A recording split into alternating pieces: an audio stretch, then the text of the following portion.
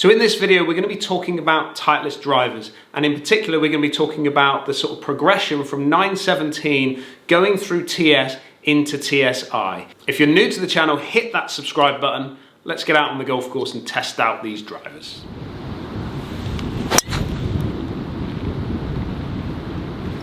Shot.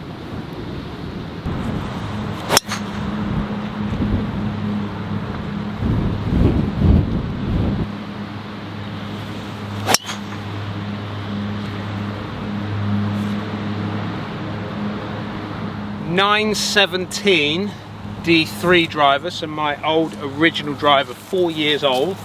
We paste that on. 6 yards further up, we have the TSI 3 driver, and if we just head on over here, we have the TS3 driver. Now this one here is in the middle of the fairway, so the 917 flight was just moving high from left to right as it went down. They're very, very similar to the TSI driver flight, but the TS3 driver was an absolute dead straight arrow ball, really, straight down the middle of the fairway. The differences in strikes were actually quite different from my point of view. If you look at what I got out of the TS3, which was an absolute bullet ball, I really struck it well. I struck the 917 pretty well, but the TS3i, I kind of caught a little bit low and a little bit in the heel, which kind of created that little bit of shape from left to right, which is what you were seeing on the flight there.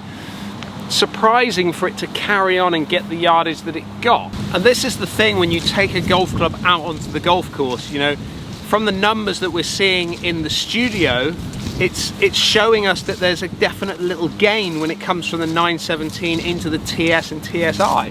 However, you put it out on the golf course and the yardages are tiny. And at the end of the day, it all comes down to my ability, my strike, when I'm actually hitting that golf ball for that particular shot. 17th hole here at Torquay. Now this is a hole I generally try and come out to because it's somewhere where I can actually get the ball onto the green, and you can start to see a noticeable difference, if there is a difference, from the drivers. Now I've got about 290 to the front of the green and I've got it downwind, but it is slightly uphill, so I know I can get this driver up on the green. It's just how the others perform as well. Just before I hit though, let's just head back to the studio and look at the numbers that we got from these 3 drivers. 7 shots with each driver. Remember, same shaft, same setup, everything. We're going to keep it as neutral as we possibly can, or keep it in the same spec as what I've been spec'd up into in the TSI 3. I've started off with the TSI 3, and if we go with the average ball speed of the 7 shots that I've hit, we've got an average of 154.8, so 155 mile an hour off the club face. 13.5 in the launch, 2,321 in the spin, so a pretty good spin number for what I'm looking for. 36 yards high, and then 268 in the carry, so pretty much spot on to what I'm trying to get out of the carry. I've got a couple in there at 270 and 272, and then average sort of 18 yards left, which I'm not going to take a massive thing onto that when I'm in the studio. We'll look at more of that out on the course. 7 shots with the TS3. Remember, this is my old TS3 driver. 156 in the ball speed, so I'm actually gaining probably 1.5 mile an hour out of my TS3 than I am to the new TSI 3. Now I did say from the fitting that I went through in my review was that they were very, very similar, and I'm expecting to see those numbers pretty similar anyway. But launch-wise, 12.3 compared to 13.5, but the spin, 2,670 spin, which is actually pretty good, and I would be quite happy with that, but it is sort of 300 revs, just that little bit more spinnier than what I'm getting out of the TSI 3. If we look at peak heights, 36 yards high compared to 36 yards high, and 265 on an average carry compared to 268 on an average carry.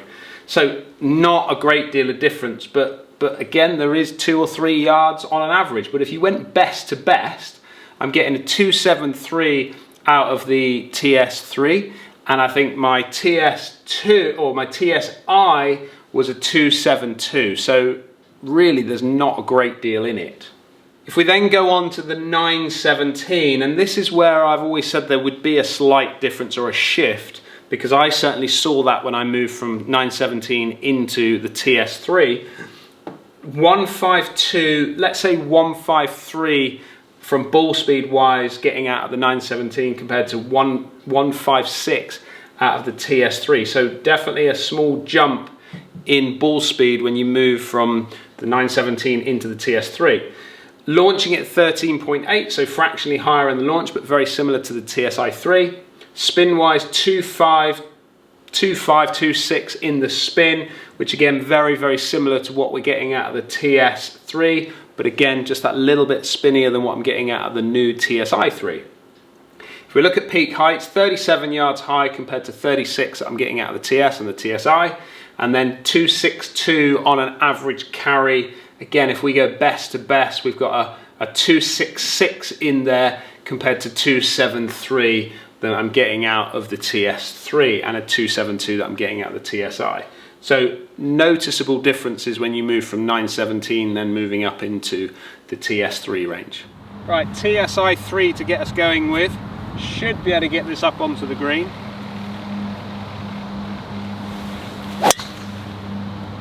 A little bit left. That should probably catch a bunker up there. Oh, it might have hopped over that bunker on the left hand side there. TS3 now. I'll tell you what is interesting coming from the TSI driver now into the TS is just the noticeable difference in the size of the head, the footprint. When I look down on top of the driver, it just looks a bit more sort of bubblier and a bit more sort of I don't know, bulbous, is that the word? But it certainly looks bigger in the head and the profile when I look down at it. Same shot, Bernie, up the left. A bit further left. That's just a little further left than that trap up there as well, but very, very similar in the strike from what I got with the TSI. 917. Be interested to see if I can get this one on the green and past those other two, wouldn't it? Absolutely nailed it. That has flown all the way up onto the front edge of that green. Really interesting from the numbers. I mean, this is exactly what I saw when I went from 917 into the TS3. The notice and the jump up from 917 to the TS3 was quite a noticeable, more in the ball speed than it was actually in the yardages. So I always thought with the TS3 that I had just that little bit more potential than what I was getting out of the 917. Okay, we've located all three drives. Now over here is the 917. You see the head cover just over there? Which landed nicely up onto the green, pitched it all the way and kind of stopped as it landed on the green. Then we have the TSI, which is just here. Now that one landed short of that bunker and then hopped over, so it came out a little bit flatter, a little bit more draw on it, and ended up just in this position. So it's kind of stalled it as it's landed and hit into this bank. And then we've got a similar fate for the TS3. A little bit higher with the TS3 than I got out of the TSI3, but very, very similar. This one landed in this bank and kind of stalled it again to finish up just left of the green. So in reality, what are you seeing? You saw all three of those flights. Yeah. I mean, the yardages are identical. Yeah, I mean, there's not a lot between all three. I would just say both the TS range and the TSI, the actual flight was more penetrating. It was going forward. It was going forward, and it felt almost like when it hits the ground, it's going to jump forward. Whereas your 917 looks like it's going to spin and stop. But that is so subject to my hit, isn't it? Every single time. Yeah. So we're just looking at the key differences between these from a visual point of view and also a feel point of view when I kind of look down and play with them.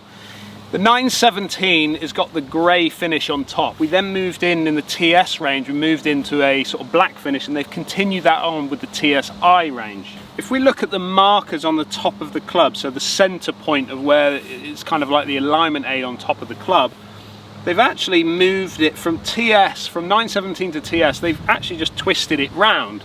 So the straight front part was on the 917, and then when they moved it to the TS, they've actually just flipped it around, and now the straight part is on the kind of back edge here. If we then move into the TSI, we've actually gone away from that sort of mark completely, and we've just got the letters TSI, which, does it make a difference? Not a great deal. If I'm honest, I didn't even notice the difference in the change from the 917 to the TS with the sort of marker moving around. So having that as an alignment aid is not really what I'm kind of focusing on. I'm focusing more on the front edge than I am on those markers. When it comes to the shape of the drivers, I'm noticing that the TS3 is the bigger of all of them. That's what makes it sort of like stands out to me right now when I look down at all three of them.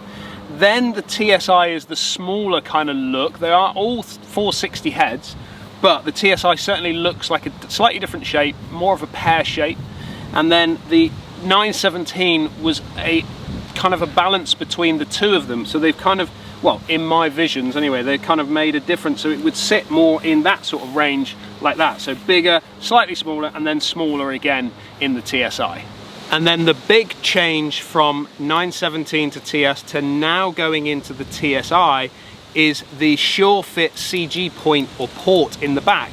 Whereas you had 3 different locations that you could put weight, i.e. you could have it pretty much neutral in the back and then more heel weighted or toe weighted in both the 917 and the TS3, you've now got a slight shift and we've got 5 different positions that we can maneuver that weight.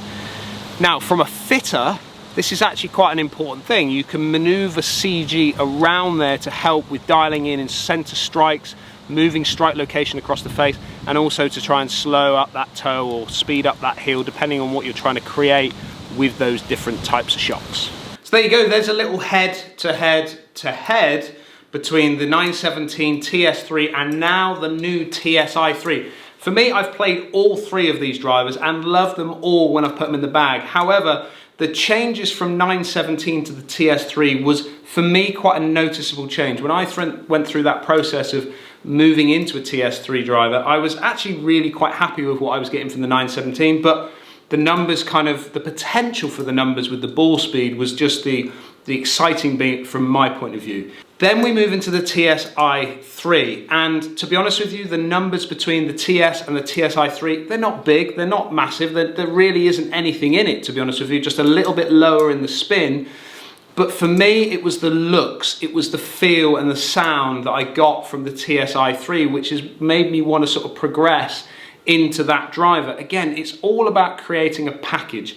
And if you can create something that sort of sits right with your eye, sounds good and performs right, then it's got to go in the golf bag. Let me know though, put your comments down below. I would like to know if you're someone that's kind of using a 917 or even a 13 or a 15 that you've had for a number of years and you're looking at making that change. I'd like to hear in your comment section. Don't forget, if you're new to the channel, hit that subscribe button. Give us a thumbs up if you like what you're seeing, and we'll look forward to catching up with you again soon.